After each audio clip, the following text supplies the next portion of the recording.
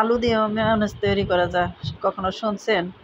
তাই তো চায়না বুদ্ধিটা কাজে লাগিয়ে নিলাম এখন, আর ভাবলাম যে আপনাদের সাথে শেয়ার করা যাক।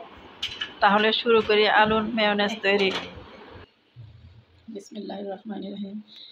আমি এখানে দুইটা আলু নিছি, বয়েল করে নিয়েছি আগে থেকে, একটু কেটে দিচ্ছি।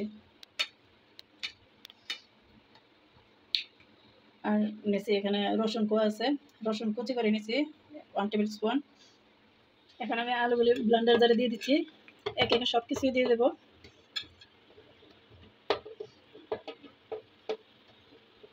এখন রসুন কোয়াগুলিও দিয়ে দিচ্ছি।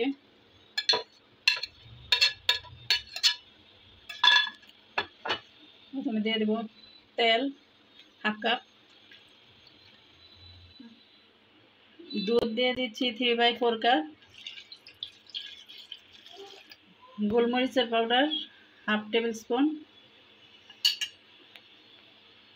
লবণ দিচ্ছি 1/2 টিস্পুন, চিনি 1 টেবিল স্পুন, লেবুর রস 1/2 table spoon, vinegar 1 table spoon.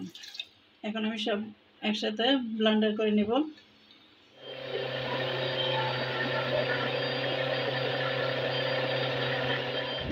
তো তৈরি হয়ে গেল আলুর দারুণ মেয়োনেজ। দেখে বোঝার কোনো উপায়ই নেই যে আলু দিয়ে এইমাত্র এই মেয়োনেজটা তৈরি করা হয়েছে।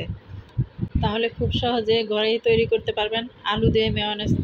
আর মেয়োনেজটা কত সুন্দর ক্রিমি হয়েছে, টেক্সচারটা কত সুন্দর হয়েছে, দারুণ একটা। এই মেয়োনেজটা যে কোনো কিছুর সাথেই খেতে পারবেন, স্যান্ডউইচ, ব্রেড বা ফ্রেঞ্চ ফ্রাই দিয়ে খাওয়া যেতে পারে। তাহলে রেসিপিটা কেমন হয়েছে কমেন্টে জানাবেন। আর ভালো লাগলে অবশ্যই একটা লাইক ও শেয়ার দিয়ে বেল বাটনটা অন করে রাখবেন। রেসিপি আপলোড হওয়ার সাথে সাথে আপনার কাছে নোটিফিকেশন পৌঁছে যাবে। ইনশাল্লাহ আবার দেখা হবে।